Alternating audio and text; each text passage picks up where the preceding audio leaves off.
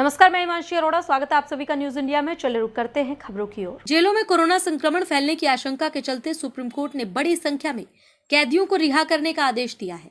Court ने कहा है कि सभी राज्यों में गठित हाई पावर्ड कमेटी पिछले साल जारी निर्देशों के मुताबिक कैदियों की रिहाई पर फैसला ले। गौरतलब है कि पिछले साल भी कोर्ट के आदेश पर कैदियों को अंतरिम जमानत पर छोड़ा गया था। तब छोड़े गए सभी कैदी जेल में वापस आ चुके हैं। क्षमता से अधिक भरी जेलों में बड़े पैमाने पर कैदी और कर्मचारी संक्रमित हो रहे हैं। Chief justice NV. रमन्ना के सामने कल ये मामला रखा गया, जिसके बाद ये आदेश आया है। और चलिए बढ़ते हैं अगली खबर की ओर। हरियाणा में कोरोना पर स्ट्राइक करने के लिए CM Manohar Lal Khattar action mode में नजर आए। सीएम ने अंतिम व्यक्ति तक टेस्टिंग के आदेश दिए हैं। ग्रामीण इलाकों में बढ़ते कोरोना संक्रमण को देखते हुए मुख्यमंत्री ने पंचायत विभाग और स्वास्थ्य विभाग के अधिकारियों के साथ बैठक कर टेस्टिंग के लिए हर घर तक पहुंचने का आदेश दिया। इसके साथ ही सीएम ने गाँव में टेस्टिंग के लिए 8,000 टीमें बनाने के निर्देश दिए। सीएम ने कहा कि आशा वर्कर, आंगनवाड़ी वर्कर और स्वास्थ्य विभाग के कर्मचारियों को मिलकर ट्रेनी डॉक्टरों की अगुवाई में टीमें बनाई जाएं और गांव में धर्मशाला, सरकारी स्कूल या आयुष केंद्रों को आइसोलेशन सेंटर में तब्दील किया जाए। इसके साथ ही सीएम ने हर व्यक्ति की टेस्टिंग करने के आदेश दिए।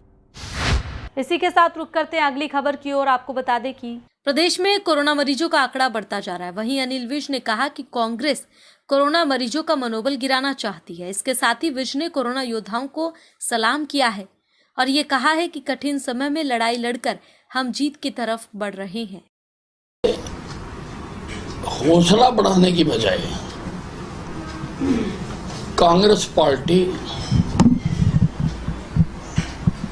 नित्य प्रतिदिन जो लोग कोरोना के खिलाफ लड़ रहे हैं उनका मनोबल गिराना चाहती है। सरकार पूरी ताकत के साथ कोरोना के खिलाफ लड़ाई लड़ रही है और मैं तो सभी डॉक्टर्स को, सभी नर्सेस को, सभी पैरामेडिकल स्टाफ को और सभी बैक ऑफिस काम करने वाले लोगों को, सरकार के लोगों को सैल्यूट करना चाहता हूं कि इतने कठिन हालात में वो इस लड़ाई को लड़ रहे हैं और जीत की तरफ बढ़ रहे हैं। इस वक्त की खबर रोहतक से आ रही है। बता दें कि रोहतक उपायुक्त कैप्टन मनोज कुमार ने ग्रामीण क्षेत्रों में रहने वाले लोगों के स्वास्थ्य के बारे में जानकारी लेने के लिए हर एक गांव की मैपिंग कराने के निर्देश दिए। कैप्टन मनोज कुमार ने वीडियो कॉन्फ्रेंसिंग के माध्यम से आज डिस्ट्रिक्ट क्राइसिस मॉनिटरिंग कमेटी की बैठक को संबोधित किया। उन्होंने कहा कि इस कार्य के लिए रोडवेज के जीएम को नोडल अधिकारी बनाया गया है। उपायुक्त ने निर्देश देते हुए कहा कि आंगनवाड़ी वर्कर और आशा वर्कर गाँव में जाकर प्रत्येक घर से ये जानकारी जुटाएं कि कोई व्यक्ति बीमार तो नहीं है, अगर बीमार है तो कौन से लक्षण हैं। इसके साथ ही उन्होंने सभी एसडीएम, बीडीपीओ, एसईपीओ, डीआरओ और पटवारियों को भी निर्देश दिए कि वो रोजाना गांव का दौरा करें और शाम को लोगों के स्वास्थ्य के बारे में रिपोर्ट प्रस्तुत करें। इसी के साथ रुक करते हैं अगली खबर की ओर। आपको बता दें कि वहीं उपायुक्त कैप्टन मनोज कुमार के निर्देशानुसार खंड विकास और पंचायत अधिकारी राजपाल चहल ने आज गाँव भगवतीपुर, टिटोली, घिलोड़ कला का दौरा कर ग्रामीणों की काउंसलिंग की। उन्होंने बताया कि टेस्टिंग क्यों जरूरी है। ग्रामीणों के इस भ्रम को भी दूर किया गया कि ये बीमारी केवल शहरी क्षेत्र की है। काउंसलिंग के दौरान राजपाल चहल ने ग्रामीणों को इस भ्रम को दूर करने का प्रयास किया कि अगर उनकी जांच रिपोर्ट पॉजिटिव आती है तो उन्हें कुछ समय के लिए घर से दूर कर दिया जाएगा। ग्रामीणों को समझाया गया कि अगर रिपोर्ट पॉजिटिव भी आती है तो घबराने की जरूरत नहीं है, उन्हें घर पर ही अलग से रखने की व्यवस्था की जाएगी, दवाइयां उपलब्ध करवाई जाएंगी। अगर रिपोर्ट नेगेटिव आती है तो टीकाकरण का कार्य किया जाएगा। राजपाल चहल ने बताया कि गांव भगवतीपुर, टिटोली और घिलोड़ कला में टेस्टिंग का कार्य भी उनकी देखरेख में किया गया।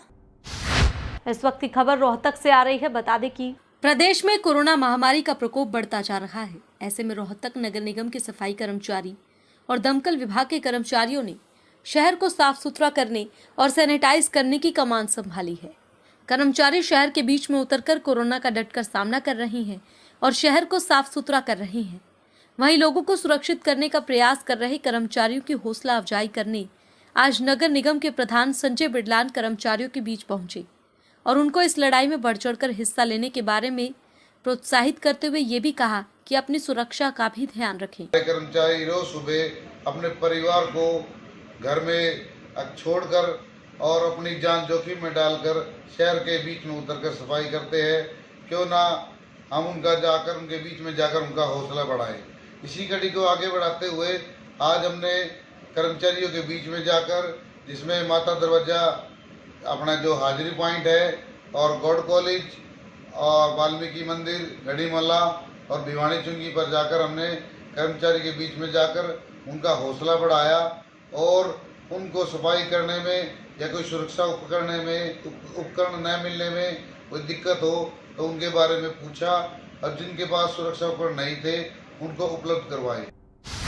और चलिए बढ़ते हैं अगली खबर की ओर। कोरोना काल में मरीजों की सहायता के लिए रोहतक के तमाम संगठन आगे आए हैं। सती भाई साईदास सेवा दल की तरफ से भी परम पूज्य गुरु महाराज के आशीर्वाद से कोरोना मरीजों के लिए फ्री भोजन सेवा चल रही है। मेडिकल में एडमिट मरीजों को 2 समय का खाना सिविल अस्पताल में भेजा जा रहा है। किसी सरकारी या प्राइवेट विभाग की तरफ से मांग आने के बाद कोरोना पॉजिटिव मरीज जो घरों में क्वारंटीन है, उन परिवारों को भी उनके घरों में ही भोजन पहुंचाया जा रहा है। सती भाई साईं सेवा दल की तरफ से पिछले साल की तरह इस साल भी भोजन सेवा के लिए 2 नंबर जारी किए गए हैं, जिस पर जरूरतमंद व्यक्ति अपना भोजन बुक करवाते हैं, जिसके बाद सेवादार रोहतक के किसी भी कोने में एक्टिवा पर जाकर भोजन पहुंचाते हैं। इसके साथ ही कल से एम्बुलेंस सेवा भी चलाई जा रही है। रेड क्रॉस के माध्यम से ऑक्सीजन सिलेंडर भरवाकर मरीजों के घर तक पहुंचाने की सेवा का कार्य शुरू किया जा रहा है। इसके साथ ही बता दें कि भाप लेने की मशीन भी लागत मूल्य पर दी जा रही है। लंगर सती भाई साईदास टिकाणा महंत राम सुखदास जी के आशीर्वाद से चल रहा है। इसके 21 तारीख से रेगुलर चालू है। ये पीजीआई में 300 पैकेट सुबह, 300 पैकेट शाम को और सुबह 300 कप चाय जा रही है। इसके अलावा शहर के अंदर लोग जो पेशेंट हैं कोविड के, उनके घरों में पहुंचाया जा रहा है। इसके लिए हमने 10-12 एक्टिवा लगा रखी हैं जो सेवादार पहुंचा रहे हैं। 15-20 सेवादार पैकिंग करने वाले हैं और बाकी सेवादार हमारे जो है खाना बना रहे हैं। पानी के टैंक 11 टैंकर हैं जो शहर में जहाँ भी पानी दिक्कत हो वह पहुँचाए जाते हैं। ऑक्सीजन सेवा रेड क्रॉस ने जिम्मे लगाई है, वो भी करेंगे। क्या ये लोग घरों में रहें, बाहर ना निकले, बीमारी कम से कम फैले। जो बाहर निकलेंगे लोग, लॉकडाउन का बेनिफिट यही है कि लोग घरों में रहें, जो पेशेंट घरों में रहें, हम खाना पहुँचाएंगे।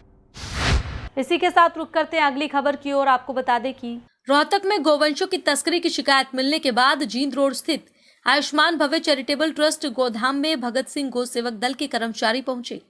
बता दें, इस गोधाम के अंदर कुछ समय पहले 100 के करीब लगभग गोमाता, नंदी महाराज और कुछ छोटे बच्चे थे। वहीं अब इस गौशाला के अंदर लगभग 20 गोवंश ही बचे हैं। गौ सेवा दल शहीद भगत सिंह आर्मी के सदस्य इस मौके पर पहुंचे, साथ ही न्यूज इंडिया की टीम भी पहुंची। तो उन्होंने न्यूज इंडिया की टीम को बताया कि गोधाम के अंदर ना तो चारे का कोई प्रबंध है, ना ही पीने के पानी का। यहाँ ना तो दवाइयां हैं, ना ही लाइट का प्रबंध, ना ही कोई बैठने की सुविधा। और तो और यहाँ रात के समय किसी कर्मचारी की ड्यूटी तक नहीं लगाई जाती, जिसके कारण यहाँ अक्सर रात को गौ तस्करी होने की आशंका बनी रहती है। वहीं आज दौरे के दौरान न्यूज इंडिया की टीम को कुछ हड्डियां और एक्सपायरी डेट की दवाइयां भी मिली। शहीद भगत सिंह गौ सेवा दल के सदस्यों ने बताया कि इसकी शिकायत रोहतक के एसडीएम को की जा चुकी है। इस गौशाला को जहां गोवंशों के लिए किसी भी प्रकार की सुविधा नहीं दी जा रही, इसे जल्द से जल्द बंद करवाया जाना चाहिए ताकि गोवंशों की तस्करी पर रोक लग सके। इस गौशाला के अंदर 1.5 महीना पहले लगभग 300 के लगभग गोवंश थे और हमने बीच में आके देखा 15 दिन के बाद तो यहाँ पे 40 से 50 के लगभग गोवंश बचे हुए थे। अभी आज हम आए हों, केवल यहाँ पे 7 से 8 गोवंश बचे हुए हैं। इस गौशाला में ये कोई गौ माता की कोई सेवा नहीं कर रहा है, ये यहाँ पे एक धंधा बनाया हुआ है। इसने ना तो पूर्ण रूप से इनको खाना चारा मिल पाता है जी, ना पूर्ण रूप से पानी मिल पाता है जी गौ माता को। अब वो जो 350 गाय थी वो यहाँ से गई तो गई कहाँ जी? पहले वो 350 थी, उसके बाद जी 40-45 रहेगी, वो धीरे धीरे करके कहाँ गायब होगी। अगर ये रात को संभाल नहीं सकते तो इनको ये इसकी जिम्मेवारी क्यों दी है गौशाला की? जी अभी हमने प्रशासन को कंप्लेंट की है जी, ठीक है जी, इससे पहले भी कई बार की है जी। इस बारे में हम नहीं कह सकते जी, लेकिन यहाँ से तकरीबन गौ माता गायब हुई है जी। यहाँ से गौ माता अगर मान लो जिसको जिम्मेवारी दी गई है तो वो इधर से गाय कैसे गायब हो सकती है? 350 गाय थी, 350 की वो 7 गाय कैसे रह चुकी है वो? फिलहाल इस बुलेटिन में इतना ही। बाकी की तमाम खबरों के लिए आप देखते रहे न्यूज़ इंडिया। नमस्कार।